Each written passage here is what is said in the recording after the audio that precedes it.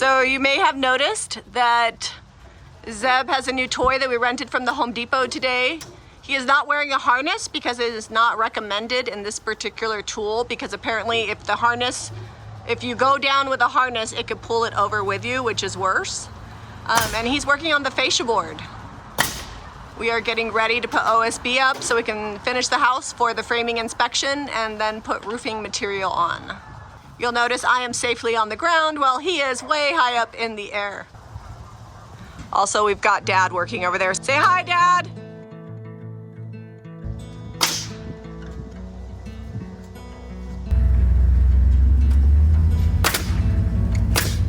Okay, so Zeb is outside working on the fascia. I have been outside, hence all my makeup mostly sweat off. I decided it was too hot, and I have a project I've been meaning to work on that I'm gonna get to. If you guys haven't watched it, I'll drop the link below for when we tiled this hearth, but I need to do a black border.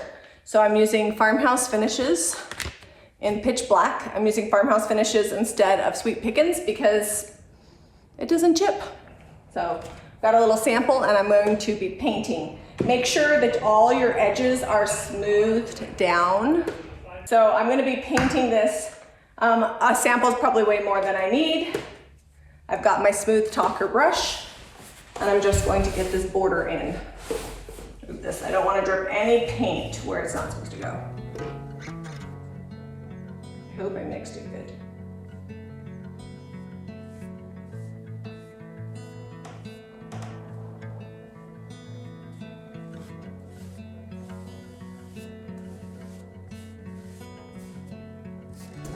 So it literally took me like 20 minutes to get this taped just right, and it's probably gonna take me, oh, I don't know, 3 minutes to paint it. I feel like prep always takes more time.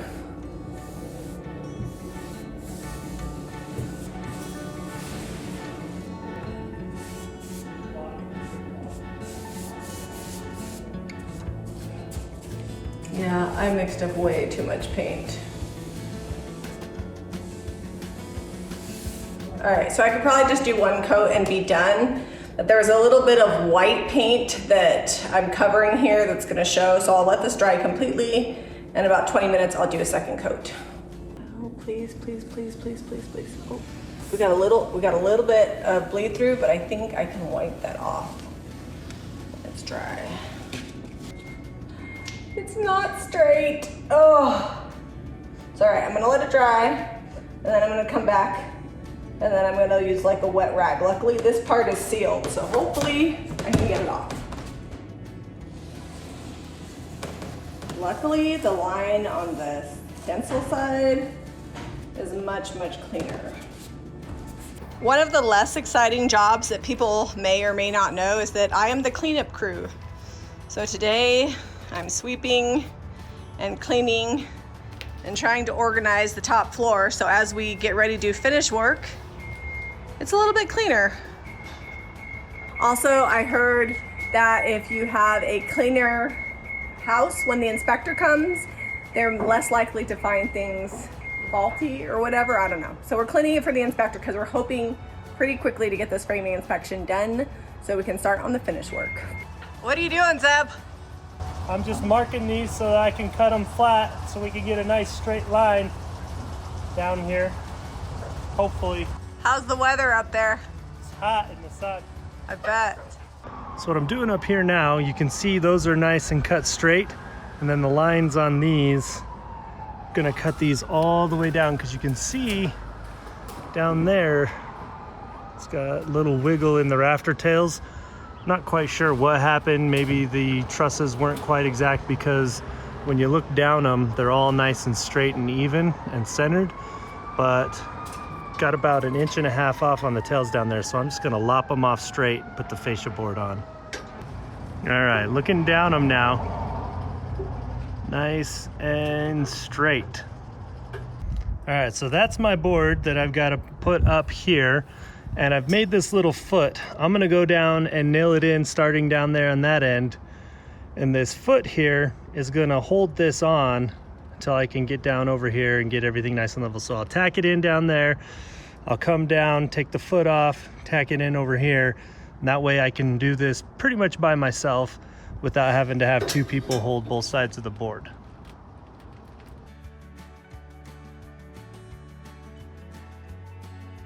I'm just putting in some blocking in between. This will help keep the airflow from the soffit to the attic regulated, and we'll have to put some vents in there later, but this is gonna help kind of seal this edge up so it's not just like a wide open gap and insulation doesn't fall over into the soffit.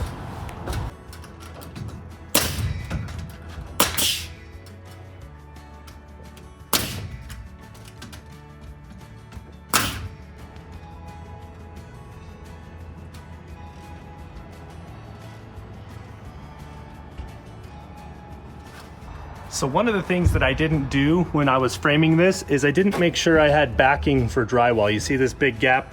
Drywall is gonna run across this wall and run across this wall, and I need something to nail it to on this side. I was rushing through this part because Harrington was getting ready to go to college and I needed him to help me get the trusses up. So now we're going back and adding backing to all of these walls that need it.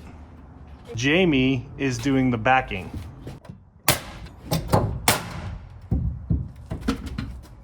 Reach for it.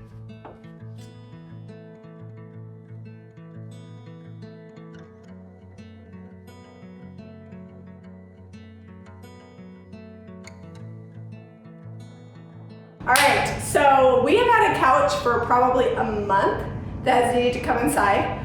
It has actually been out on our front porch for like 2 weeks while we finish the floors and let them cure, maybe 3 weeks, I don't know. And we are going to move it inside, put the feet on, and then cover it so we have a place to sit because I'm tired of having it in the box. So we're bringing it in. We're just grabbing the felt for these fun feet.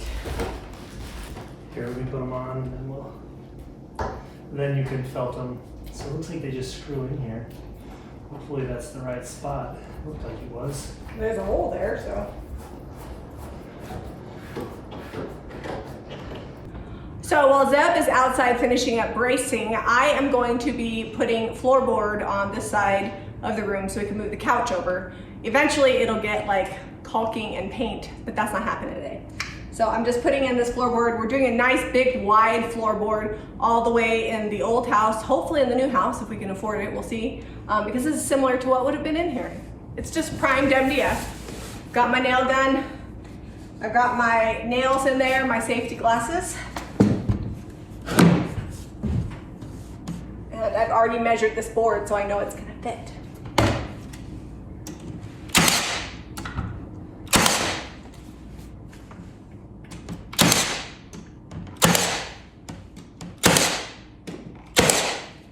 Okay, the next board is just gonna be butted up against this. This house is so crooked, I don't bother with 45s. We just do caulking and make it look all nice and neat, and then we paint it. All right, so we've come to this side. Normally, you would have the door already cased, but it's gonna require some extra carpentry. Zeb just marked for me where the casing's gonna go, so that way I can get this floorboard up here, and he'll come in later and do the casing.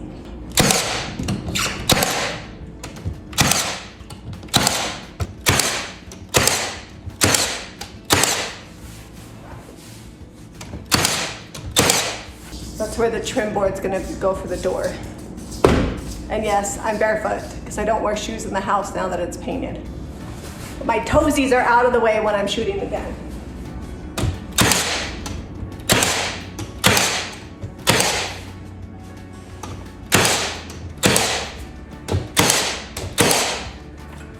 On to the next wall.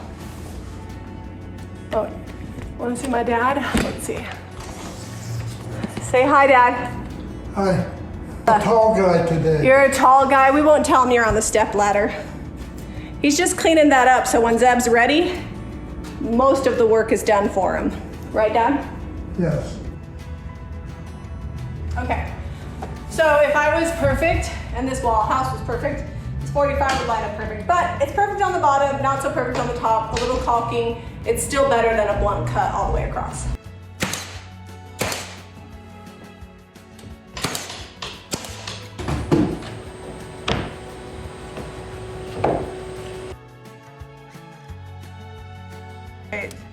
We're gonna do a little bit of caulking right now. We're gonna definitely have to come back and do more, but you can see there's crackle on the floor over here. this is probably where there was some extra special stuff left over. So we may have to caulk under here. Yeah, no, we have to. These floors are so bad.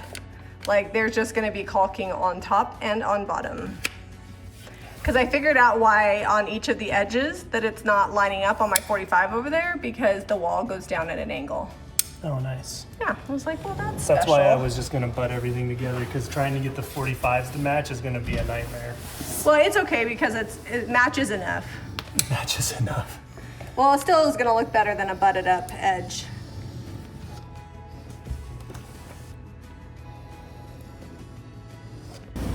This is like the grand reveal. I don't think we've shown it to them. I don't know. They just want to see the back of it. Well, the cover's gonna go right back on it, but ta-da! So do you want to leave it up against that wall there? Maybe put like some sort of plant or something in the corner, or? I don't really use lights, but that's good right there. That's good right there. By the dirty unpainted windowsill. So pretty. And then 2 chairs right here and like a coffee table situation. So I was thinking that you were going to leave it here so that they could see the cool deconstructed back part. I feel like that's really gonna close the room that I want to keep open, but you can move it that way and see if it looks good. Yeah, I feel like it's okay. Let's try it. See, that's far enough away. Might have to put this somewhere else. It's a big couch. No, I can go right there. It's fine. I don't have anywhere else to put it. I don't know. Maybe that's gonna have to be the dining room. We'll put the couch over here. Make this a living room.